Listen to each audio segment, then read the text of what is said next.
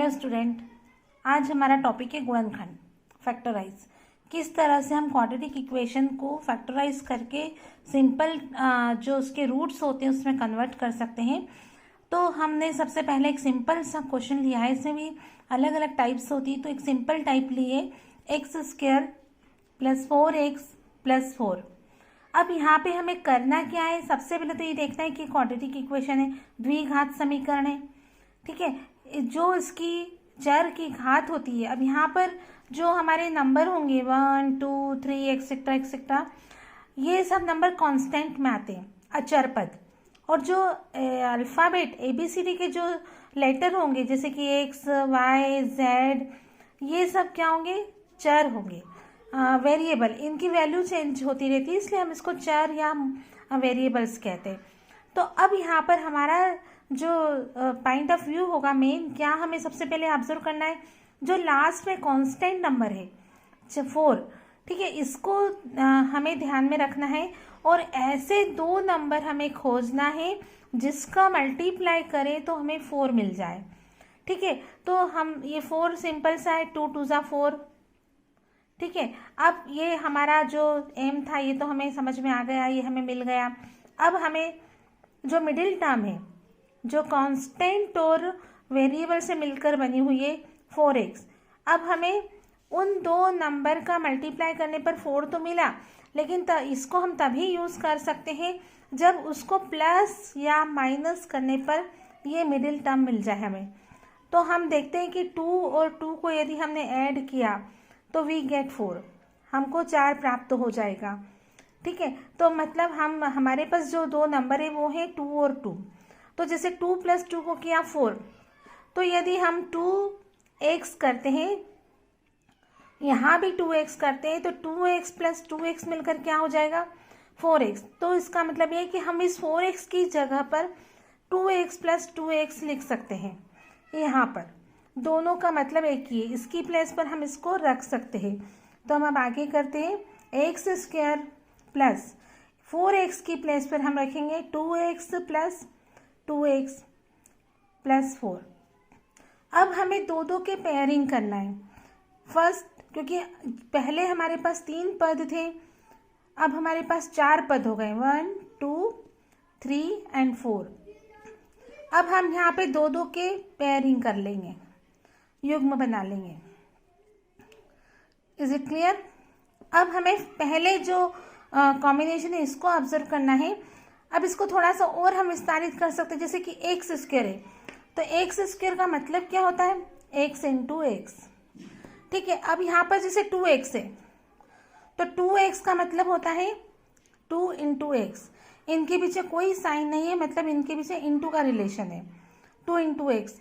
तो हम यदि हमारे कॉन्सेप्ट क्लियर नहीं है तो हम शुरुआत में इसको थोड़ा सा एक्सपॉन्ड करके इस तरह से कर सकते हैं। जब कॉन्सेप्ट क्लियर हो जाए तो आपको ये वाली स्टेप लिखने की आवश्यकता नहीं है। 2 × x प्लस 2x को फिर हम 2 × x लिख देंगे, और 4 की प्लेस पर हम 2 × 2 लिख सकते हैं। ठीक, अब इन दो टर्म को हमें ऑब्जर्व करना है, और इन दो टर्म को, इन दो टर्म्स में क्या कॉमन दिख रहा है। एक तो आपको यहाँ पे x कॉमन है, यहाँ पर भी है, मतलब जो दोनों में हो वो कॉमन कहलाएगा। तो we will get x common. ठीक, x को हमने यहाँ पे कॉमन ले लिया। अब हम ब्रैकेट लगाएंगे, यहाँ पर 1x कॉमन निकल चुका है, एक x बचा, प्लस यहाँ से x कॉमन निकल चुका है, 2 बचा। अब यहाँ पे जो साइन होगा, प्लस है तो प्लस लगा देंगे, माइनस है तो माइनस लगा देंगे। इन दोनों में ऑब्जर्व करते हैं तो यहाँ पे दोनों में 2 कॉमन है, यहाँ पे x बचेगा, यहाँ पर 2 बचेगा। ये दोनों टर्म सेम आना चाहिए, दोनों फैक्टर सेम आना चाहिए तो सही, अदरवाइज कहीं कुछ गलत हुआ है। x + 2 को हमने कॉमन निकाला, यहाँ पे x बचा, यहाँ पे +2। तो हम इस तरह से किसी भी क्वाड्रेटिक इक्वेशन को, द्विघात समीकरण को फैक्टराइज कर सकते हैं। ये इधर हमने इसकी कॉन्सेप्ट समझे। ओके, हेलो स्टूडेंट, अब हमारा अगला जो क्वेश्चन है वो है x² + 6x + 9। अब इसे हमें फैक्टराइज करना है, तो हमें सबसे पहले जो फोकस करना है वो नंबर है आपका 9। 9 पे हमें फोकस करना है।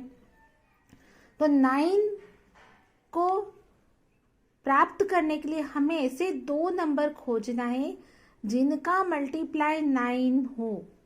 तो आसानी से आप सभी जानते होंगे कि 3 3 9।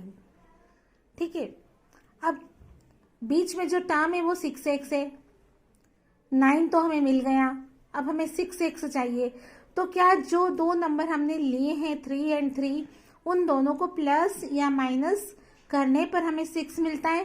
तो हाँ, 3 और 3 को यदि हम प्लस करते हैं तो हमें 6 मिलता है।